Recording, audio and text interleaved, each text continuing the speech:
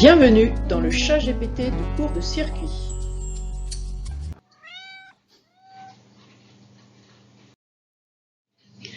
Ces définitions sont absolument primordiales pour toute la suite de cours. On commence par le nœud.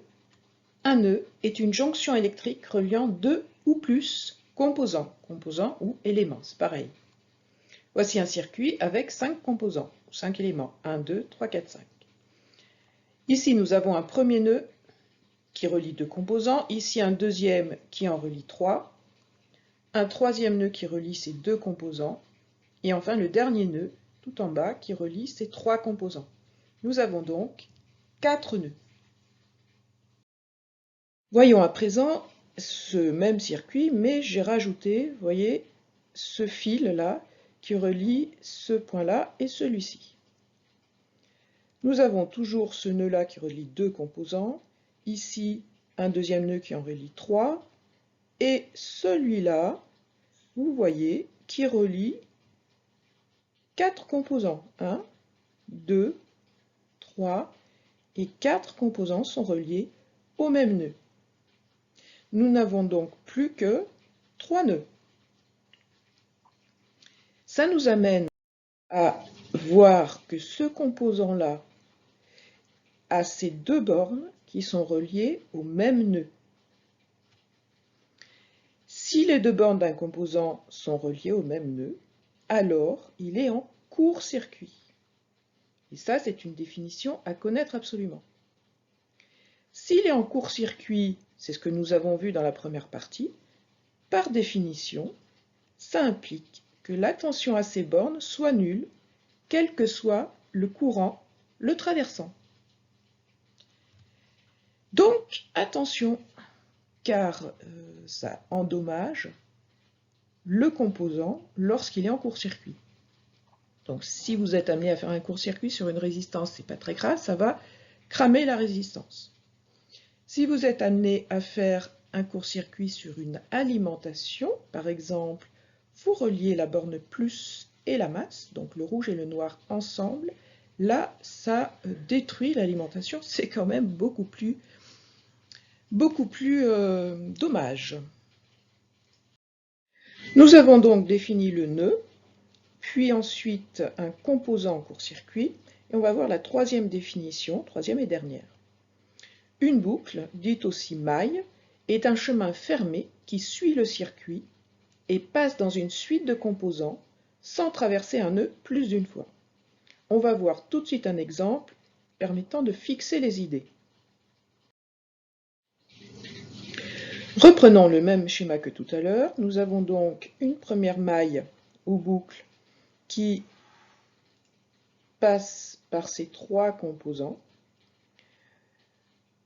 et qui ne fait pas de multiples tours, donc elle passe qu'une seule fois par les nœuds. Vous voyez que les boucles sont orientées, il y a une flèche. Donc personnellement, parce que j'ai l'habitude, j'ai choisi de le faire dans le sens des aiguilles d'une montre. Et le sens a une importance. Donc ça, c'est la première. La seconde boucle passe par ces 3 composants-là. Et il y a une troisième boucle, qui est la grande boucle, qui passe par les 4 composants extérieurs. Donc on voit que cette grande boucle qui englobe les deux autres est redondante.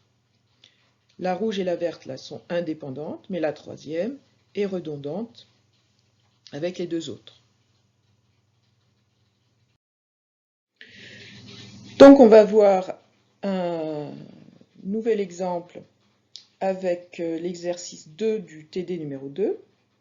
Nous avons donc une première boucle ici qui passe sur les 3 composants, une seconde qui passe sur ces 3 composants-là, une troisième qui passe ici sur un seul composant, une quatrième ici qui fait le tour, et ma foi la cinquième qui fait le grand tour, qui passe par tous les composants, sauf celui du milieu.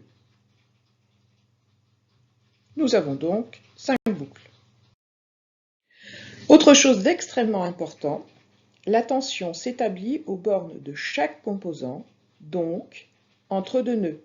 En effet, chaque composant est relié entre deux nœuds. Vous pouvez vous imaginer, vous êtes le composant, vous avez deux bras, vous les tendez de chaque côté, voilà, ce sont les deux nœuds. Il ne peut pas y en avoir plus. Voyons l'exemple sur toujours l'exercice 2 du TD2. Donc voyons déjà les nœuds. Nous en avons un premier ici qui relie ces deux composants, un second nœud qui relie ces trois composants, un troisième nœud ici et un quatrième bleu clair qui fait tout le tour en bas.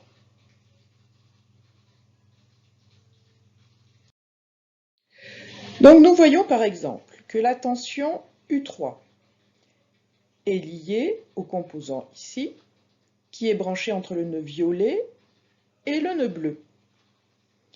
Donc la tension U3 est entre le nœud violet et le nœud bleu. Or, cette tension-là, qui est en diagonale, existe entre ce nœud bleu et ce nœud violet. Donc, ces deux tensions sont égales, puisqu'elles sont entre les deux mêmes nœuds. Par ailleurs, pour ce composant-là, la tension U6 est entre le nœud bleu et le nœud bleu, c'est-à-dire que cette tension-là est nulle.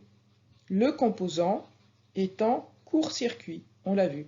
Un composant dont les deux nœuds sont identiques est en court-circuit, la tension est nulle, quelle que soit l'intensité qui y circule. Donc, on l'a vu, hein, c'est dangereux pour le composant. Ici, c'est juste un cas d'école.